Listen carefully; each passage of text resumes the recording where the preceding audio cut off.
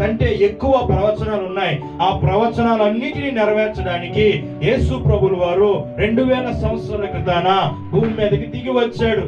పాత నిబంధనలో ఉన్నటువంటి ప్రతి ప్రవచనము కూడా యేసు ప్రభు ద్వారా నెరవేరబడింది. ఈ రాజు ద్వారా నెరవేరబడింది. ఈ పునరుత్థానటువంటి ఈ రాజు కూడా అనేకమైనటువంటి సూచక్రియలు చేశాడు, అద్భుత కార్యాలు చేశాడు, స్వస్థతలు కలిగించాడు, విడుదల కలిగించాడు, నెమ్మది కలిగించాడు, ఆదరణ కలిగించాడు. ఏమంటే రోగంలో ఉన్న వారికి స్వస్థత, పాపంలో ఉన్న వారికి విడుదల, వ్యభిచార స్త్రీని మార్చాడు, ఏమంటే సమరయ స్త్రీని మార్చాడు, రక్తస్రావంతో బాధపడుతున్నటువంటి స్త్రీకి విడుదల ఇచ్చాడు, కుష్టి రోగులకి విడుదల. అంతగా కాకపోయినా సరే చనిపోయినటువంటి లాజరు బయటికి రాని 4 రోజుల తర్వాత కూడా పిలిచినటువంటి ఈ రాజు కూడా మరణము వచ్చేసింది.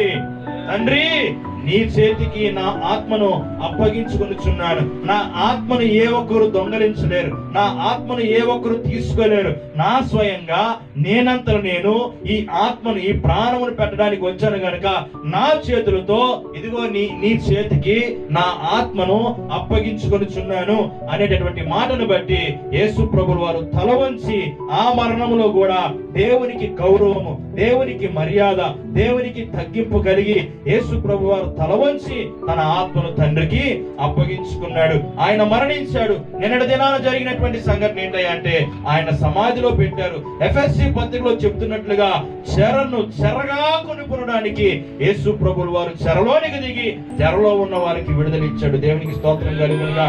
ఆ చెరలో ఉన్న వారు ఎవరు? పాత నిబంధన పరిశుద్ధులు. ఆ పరిశుద్ధులందరినీ కూడా తీసుకుని వెళ్ళడానికి యేసు ప్రభువు వారు చెరలోనికి దిగి చెరగొని పోయినప్పుడు సమయంలో గమనించాలి, ఈ రాజు కూడా మరణం వచ్చింది. ఈ రాజు కూడా ఎలా చంపబడ్డారో మీ అందరికీ తెలుసు. అన్యాయపు తీర్పును పొంది, అన్యాయపు అక్రమమైనటువంటి సాక్ష్యాలు చెబుతూ ఆ సాక్ష్యాలు ఏవి చెల్లకపోయినా ప్రజల కేకలే గెలిచాయన్నట్టు అని చెప్పి యేసు ప్రభు వారికి సిలువేసి చంపేశారు.